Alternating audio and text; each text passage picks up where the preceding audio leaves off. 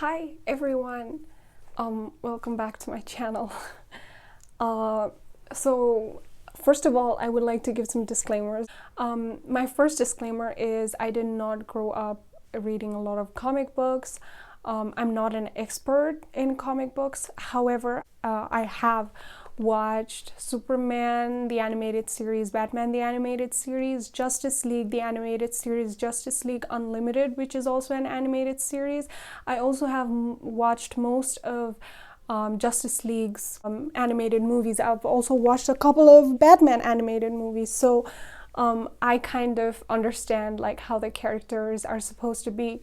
The other thing that I would like to make clear is that I judged this particular movie on 16 different criterias. I don't really know the plural of criteria. The full points of every criteria is 2 points, and I converted the final score in terms of 10. So without any further ado, let's get started with the video. So first of all, we have to talk about the protagonists of Zack Snyder's Justice League. I really think the protagonists were great. I love Henry Cavill as Superman. I believe that he's Superman. The same with The Flash, Cyborg. Wonder Woman is great. Gal Gadot is great as Wonder Woman. In Aquaman, like Jason Momoa is great as Aquaman. All of the characters are perfect. The protagonists are perfect, except for Batman. Why? Well, there are some dialogues in this movie which does not represent Batman. So there's this particular scene in this movie where after Superman is brought back to life, the 5 Justice League members, Batman, Aquaman, Wonder Woman, The Flash, and Cyborg, they're about to go to find Steppenwolf, and Batman says that he has faith that Superman will be there. That is not something that Batman would say. What Batman would say if someone said something like, I have faith that someone will be there, according to Damian Wayne, Batman would say something like, faith is the absence of information and data. If it was Batman, even if he was all alone, he would have faced Steppenwolf all alone and he would have died facing Steppenwolf, but he would have won anyways. So that is how Batman is. The other reason why I don't like Ben Affleck as Batman is the particular dialogue where Flash asks Bruce Wayne what his superpower is, and Bruce Wayne says that he's rich. Excuse me, Batman's superpower is not just he's rich. He can defeat very, very powerful superheroes in a hand-to-hand combat. He's that smart and that powerful, and he's a human being like you and me. The other one is Batman is he is the best detective in DC world, DC Earth, right? And this is why I don't really like how Batman is portrayed in the movie. I can give you very good examples. In Justice League, the animated series, Batman actually threatens a guy to spill all of his guts. What happens is Aquaman is almost assassinated by this particular person.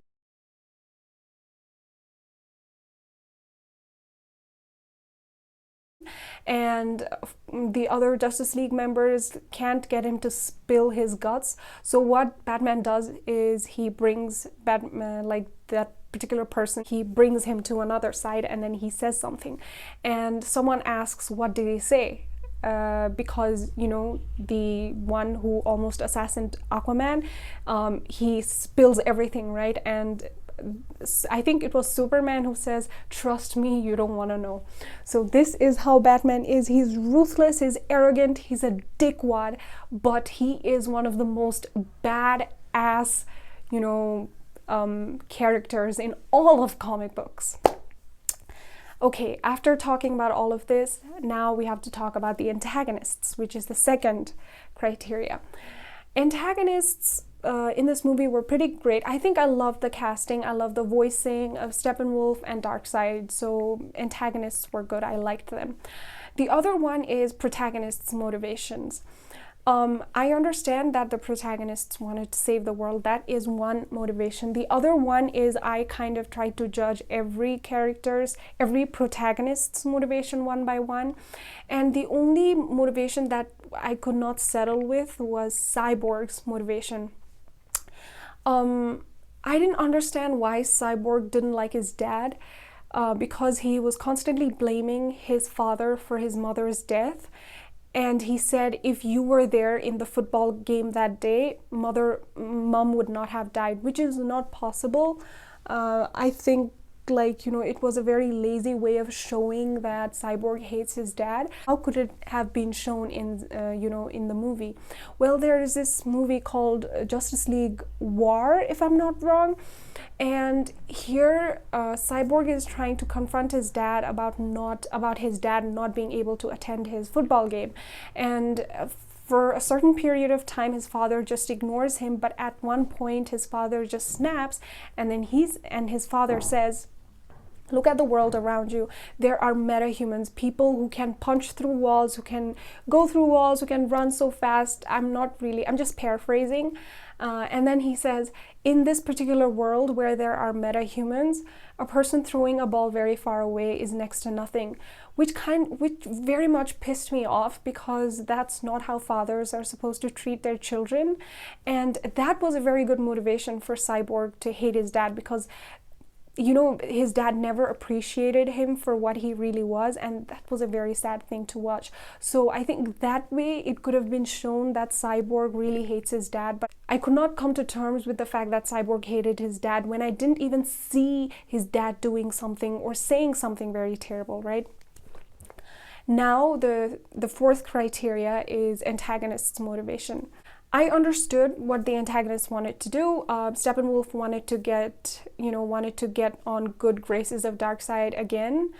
Apparently he betrayed Darkseid, and Darkseid wants to conquer Earth. I mean, he wants to conquer the universe, is what I know about Darkseid according to the comic books, and that's all fine and dandy, but I really hope that Zack Snyder does not direct any further DCEU movies.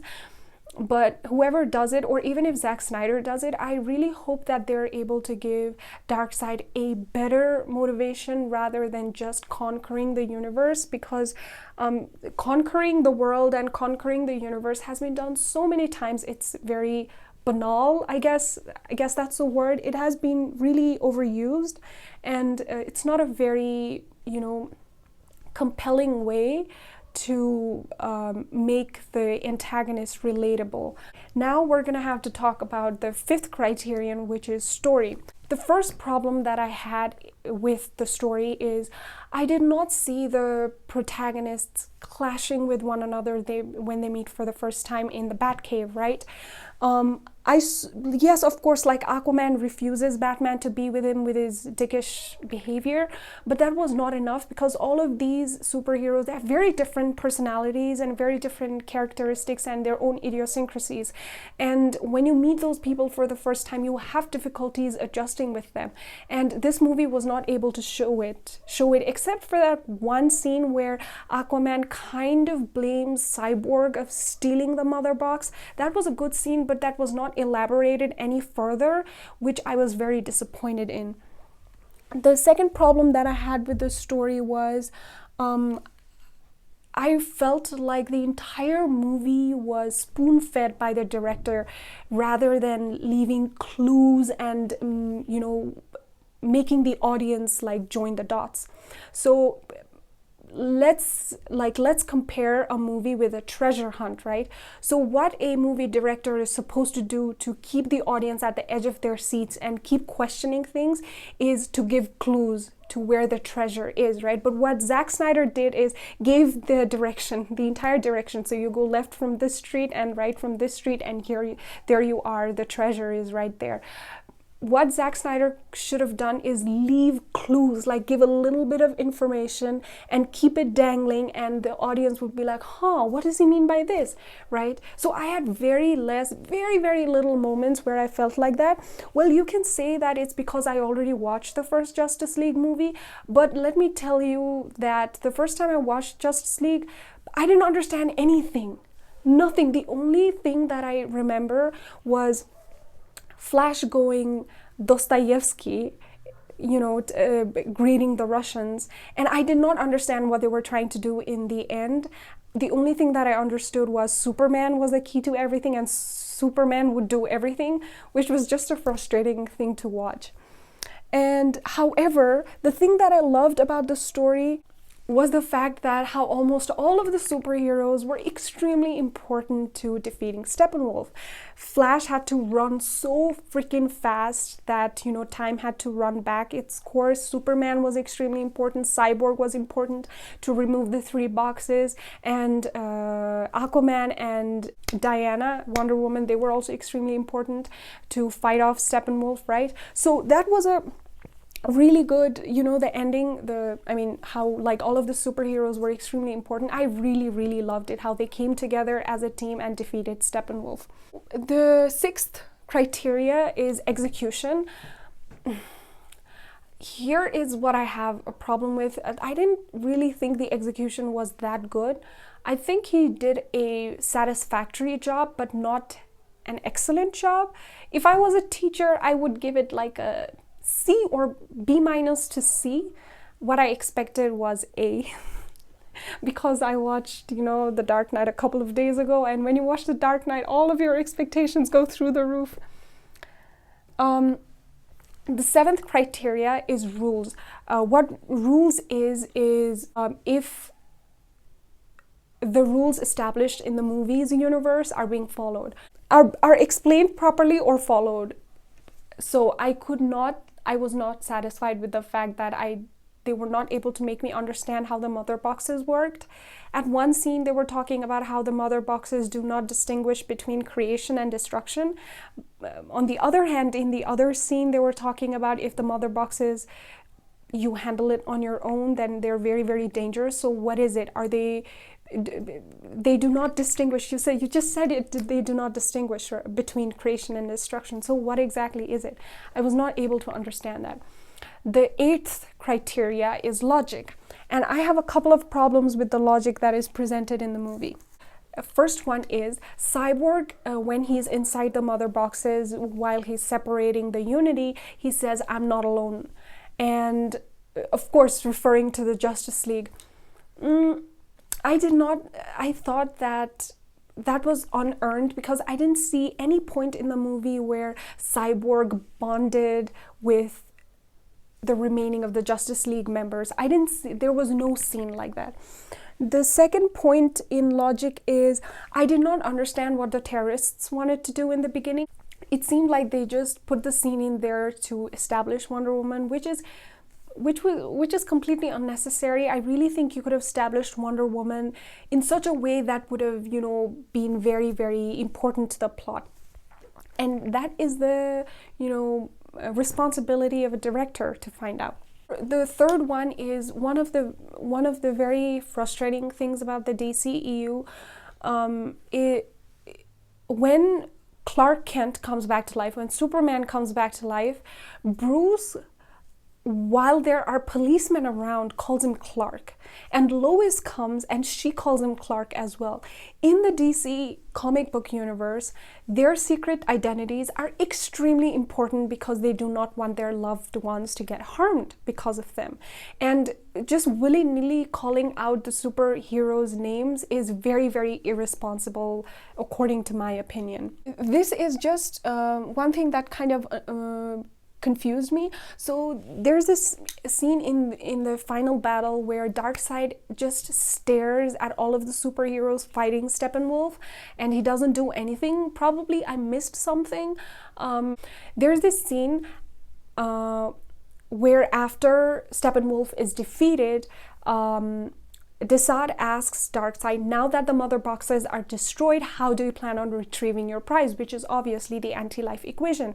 It kind of gave me the idea that for Darkseid to retrieve the anti-life equation, he needed the mother boxes to be destroyed. Henceforth, why he was just, staring or looking at Justice League members defeating Steppenwolf and taking care of the mother boxes.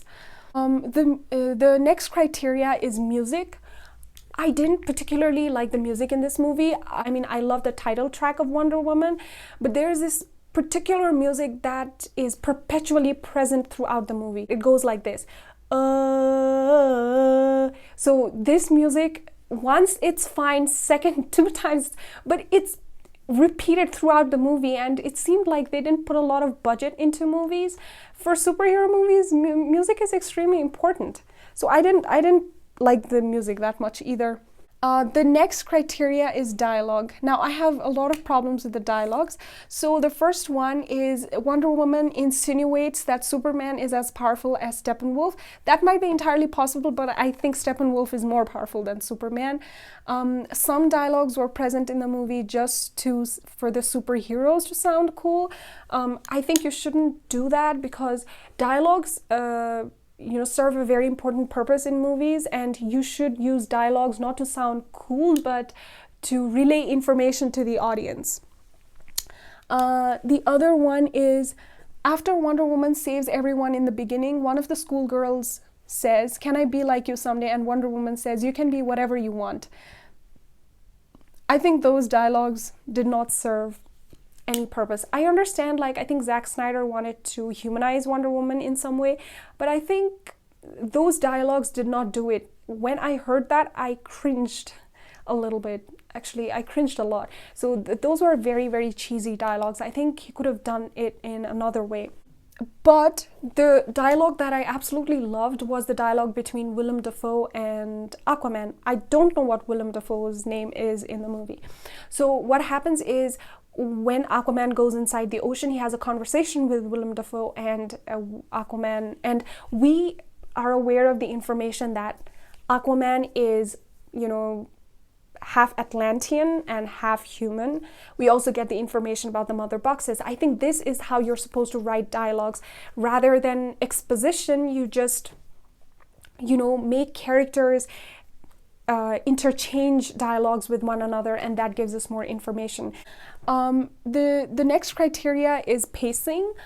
Pacing was okay. It wasn't good, it wasn't bad. Some of them, there were so many slow motions in the movie, it kind of annoyed me. I mean, yes, you wanted to show it as being cool, but I think slow motions were really overused. And there were so many unnecessary scenes in the movie that, they were very, very redundant. They should have been completely deleted out of the movie. I don't know why they decided to put those scenes in. I will talk about the unnecessary scenes after some time. The next criteria is the start of the movie. I liked how they showed that Superman died and Lex Luthor brings Steppenwolf into Earth. I think that was a pretty solid, starting.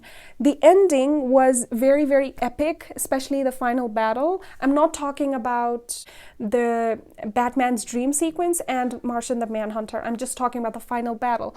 And I think the final battle was absolutely epic. I also love the fact that Barry was shot right at the moment when he had to, help Cyborg. And he had to run really fast. That was one of the most epic scenes in the movie. Why? Because I'm a huge nerd for Flash. I think he is my second favorite superhero, right next to Batman. So I think, yes, he did that. The final battle was done very, very well.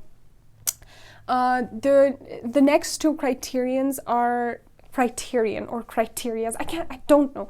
Originality and creativity. There is nothing original, nothing creative. They're superhero movies, and since the execution wasn't that good either, so I don't really think there was originality or creativity, and there was no message in the movie. So my final verdict for this movie was 5 out of 10. What does this mean? It means it's an average movie.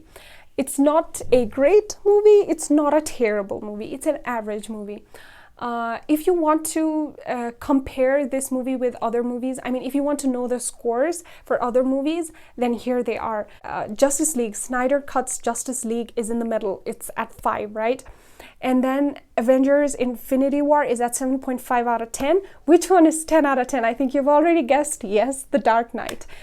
Every criteria in The Dark Knight was given full points, because I don't really think that there is any other superhero movie in the entire superhero franchise or in Hollywood history that has been as good as The Dark Knight, not even Avengers Infinity War or Endgame, because that movie is the pinnacle of not just cinema but also superhero movies.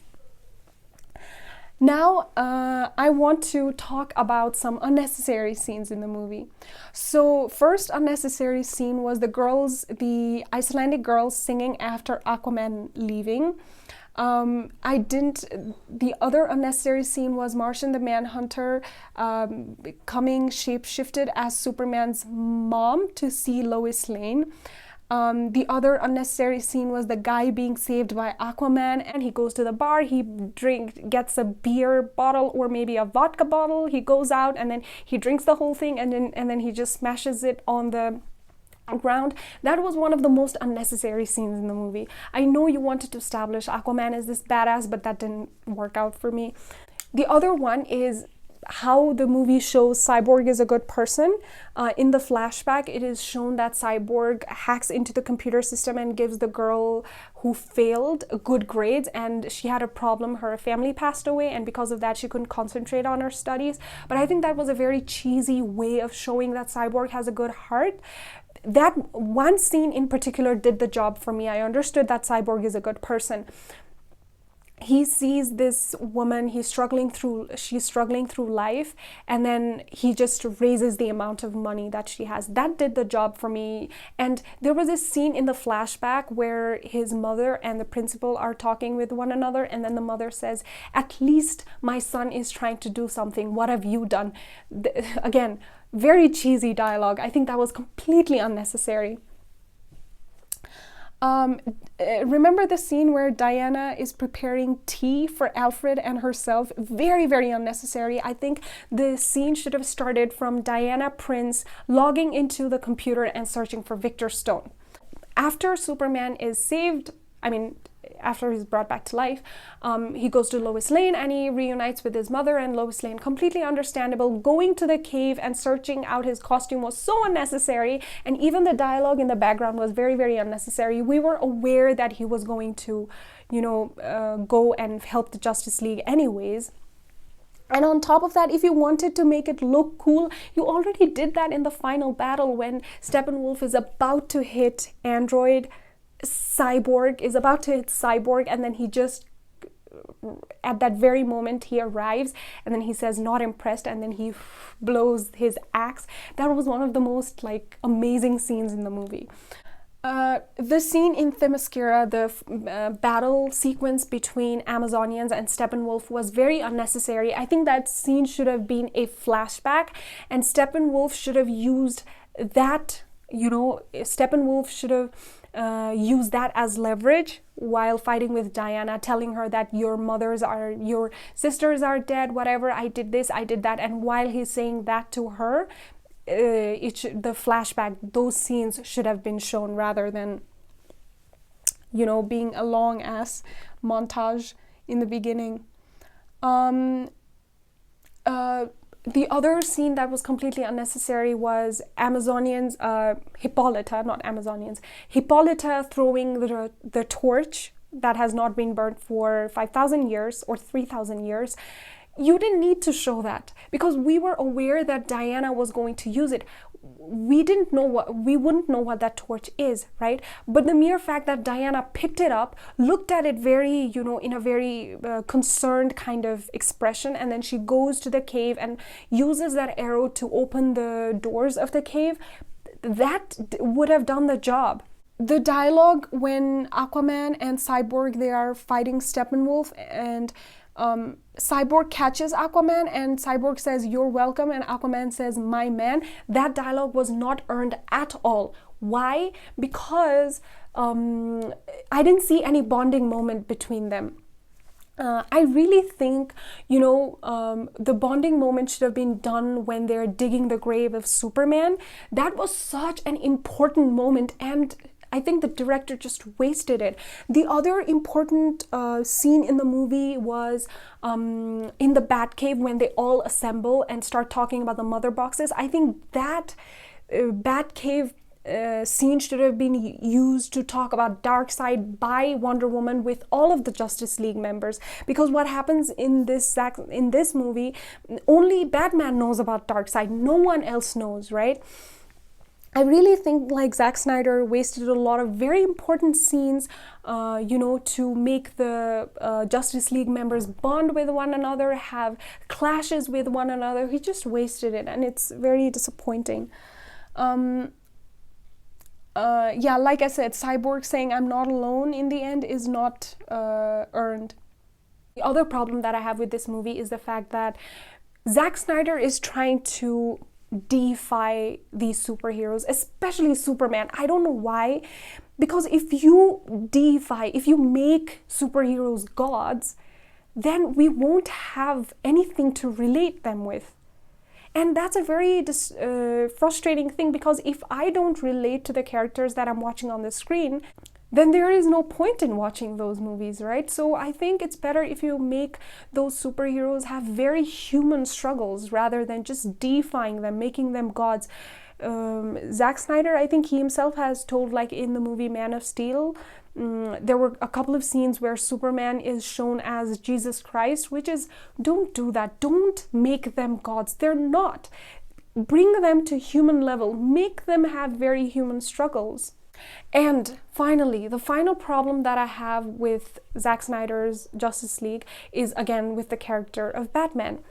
I really think that, when Batman goes to talk to the Flash, and Flash comes inside, and then in order for Bruce Wayne to see if he's Flash or not, he just throws the bat blade. I think that's called a bat blade, right? So he just throws the blade at Flash, and then Flash immediately understands that he's Batman. If it was the Batman from the comics, he would never do that. Batman would never trust anybody with a secret identity. That is one of the most stupidest things I've watched. I know, like, if you put yourself in Bruce Wayne's mind and you're very 100% sure that this is the Flash, but you know what Batman is? He thinks of every different possibility. What if this man is evil, or what if this man is not a good person, right? Even if he sees proof that he's a good person, he still wouldn't trust the Flash. He wouldn't trust anybody with his, secret identity just like that. This is very, very not true to the character of Batman. Now for my final thoughts. I really think that Warner Brothers have a diamond mine, and that diamond mine is DC superheroes.